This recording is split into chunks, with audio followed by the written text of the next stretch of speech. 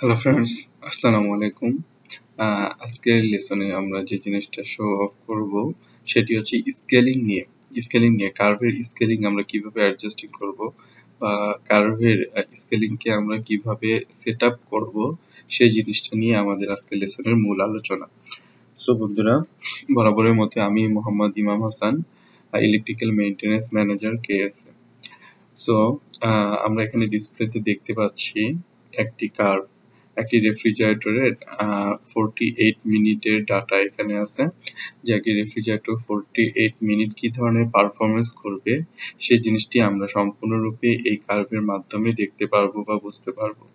তো এখানে আমরা এই ভার্টিক্যালি যে লাইনটিকে আমরা অ্যাসাইন করছি সেটি হচ্ছে টেম্পারেচারের কার্ভটিকে এই ভার্টিক্যালি অ্যাসাইন করেছে, এবং এই ভার্টিক্যালি বারের মাধ্যমে আমরা যে জিনিসটাকে অ্যাসাইন করেছি সেটি হচ্ছে পাওয়ারের কার্ভ, এবং এই ভার্টিক্যাল অ্যাসাইনের মাধ্যমে আমরা যে জিনিসটা অ্যাসাইন করেছি সেটি হচ্ছে কারেন্টের ডাটা থাকবে এখানে, এবং এই ভার্টিক্যালি আমরা যে ডাটাটাকে অ্যাসাইন করেছি সেটি হচ্ছে ভোল্টেজের ডাটা। সো বন্ধুরা, আমরা এখানে আরেকটু জিনিস বলে নিতে যাচ্ছি, যেটি হচ্ছে টেম্পারেচারের যে ডাটাগুলোকে আমরা যে ধরনের এখানে বিভিন্ন ধরনের টেম্পারেচার থাকবে বা বিভিন্ন পজিশনের টেম্পারেচারকে মনিটর করা হবে। তো সবগুলো কার্ভের কালার যাতে আলাদা আলাদা থাকে বা যাতে সবগুলোর কে আমরা যদি সেপারেট করতে পারি আলাদা আলাদা ভাবে, সেজন্য আমরা বিভিন্ন কালারকে এখানে অ্যাসাইন করেছি। T1 যাকে আমরা হচ্ছে রেড কালার হিসেবে অ্যাসাইন করেছি। T1 আপনারা দেখতে পাচ্ছেন এখানে যে রেড কালারের যে কার্ভটি সেটি হচ্ছে T1। এটাকে যদি আমরা মুছে দিচ্ছি সেটি হচ্ছে T1, দেখতে পাচ্ছেন। তো এটি হচ্ছে আমাদের টেম্পারেচারের কার্ভ। যে T1 এটি একটি টেম্পারেচার সেন্সর যেটিকে আমরা পজিশনিং করে থাকি একটি লোকেশনে, সেটি হচ্ছে T1 সেন্সর। তো এরকম T1, T2, T3, T4, T5, T6 পর্যন্ত যে সেন্সর গুলো আছে সেগুলো সবগুলোকেই আমরা বিভিন্ন লোকেশনে ফিক্সিং করব। দেন আমরা পাওয়ারের যে কার্ভটি দেখতে পাচ্ছি, পাওয়ারের ডাটা হচ্ছে আমাদের এই কালারের কার্ভটি, যেটি বেগুনি কালার আমরা বলে থাকি। যে বেগুনি কালারের কার্ভটি, বেগুনি কালারের যে লাইনটি আছে সেই লাইনটিকে আমরা বলতেছি পাওয়ারের কার্ভ, এবং কারেন্ট আমরা দেখতে পাচ্ছি এখানে ইয়েলো কালারের যে লাইনটি আছে সেটি হচ্ছে আমাদের কারেন্টের কার্ভ, এবং ভোল্টেজের যে কার্ভটি আমরা দেখতে পাচ্ছি সেটি হচ্ছে আমাদের দেখতে পাচ্ছেন এই ব্ল্যাক কালারের যে টার্মিনালটি আছে সেটি হচ্ছে আমাদের ভোল্টেজের ডাটা, এবং T6 টেম্পারেচার ডাটা উপরে আরেকটি আমরা কার্ভ দেখতে পাচ্ছি যেটি দ্বারা সেই অ্যাম্বিয়েন্ট টেম্পারেচারকে শো অফ করতেছে। সো বন্ধুরা, যেটি আমি আজকে আমাদের লেসনের মূল আলোচনা, আজকে আমরা এই যে টেম্পারেচারের কার্ভ এখানে আমরা -4 ডিগ্রি থেকে +40 ডিগ্রি সেন্টিগ্রেড পর্যন্ত অ্যাসাইন করেছি, এবং পাওয়ারের যে কার্ভটি 500 পর্যন্ত আমরা অ্যাসাইন করেছি। এটিকে কিভাবে আমরা ডিফাইন করব আমাদের কার্ভের রেসপেক্টে সেই জিনিসটাই আমরা আজকে শো অফ করব।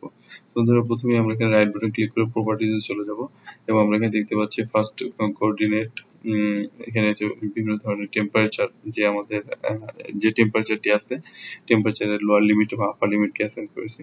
তো আপনি এখানে দেখতে পাচ্ছেন যে এখানে -40 টু +40, মানে আমাদের এই স্কেলিংটা হবে হচ্ছে -40 থেকে +40 পর্যন্ত।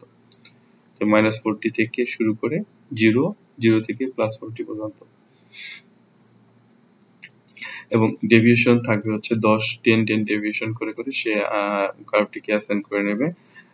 দেখতে পাচ্ছেন আপনি এখানে লেখা আছে লোয়ার লিমিট এবং আপার লিমিটটা বিভিন্ন ধরনের ডাটা আছে। টাইমের যে কার্ভটি আছে সেটিকে আমরা এখান থেকে অ্যাসাইন করেছি, যে আমাদের এখান থেকে এই পর্যন্ত, যে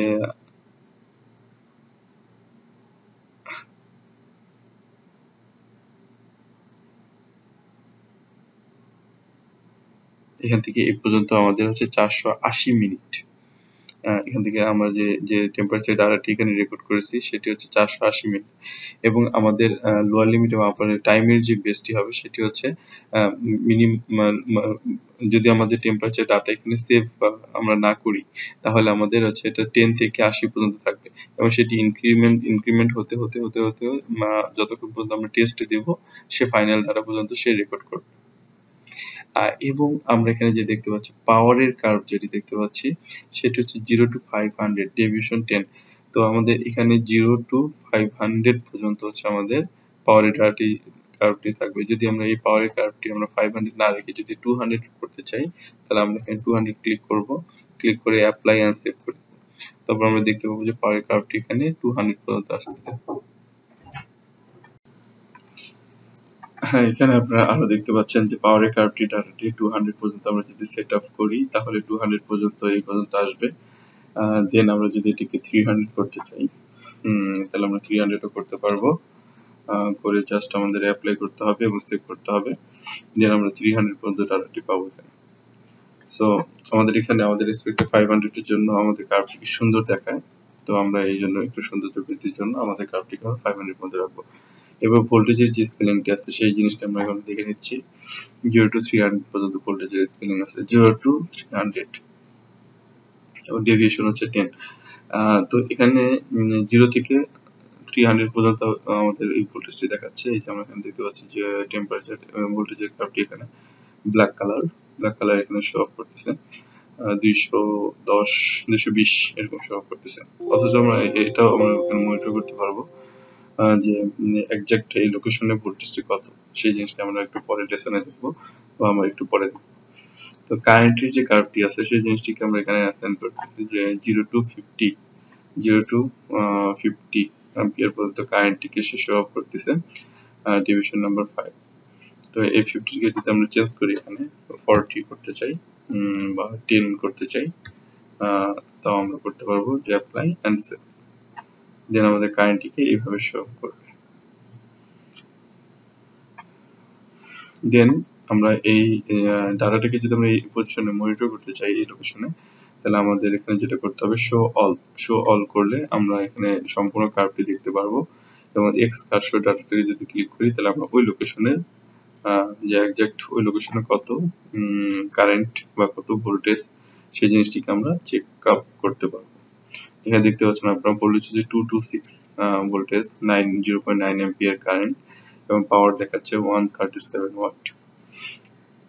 এটিকে আমরা মুভ করব এবং মুভ করার সাথে সাথে আমাদের ডাটাটিকেও চেঞ্জ হয়ে যাবে বা লাইভ যে ডাটাটি আছে সেই ডাটাটিকে সে শো অফ করবে। এভাবে আমরা আমাদের কার্ভের অ্যাডজাস্টমেন্টটিকে করে থাকি এবং আমরা হচ্ছে কার্ভটিকে মনিটর করে থাকি। সো বন্ধুরা, আমি আশা করি আপনাদের আজকে ভিডিওটি উপকারে আসবে। এই আশা ব্যক্ত করে আমাদের আজকের লেসনে এখানে সমাপ্তি ঘোষণা করছি। আল্লাহ হাফেজ।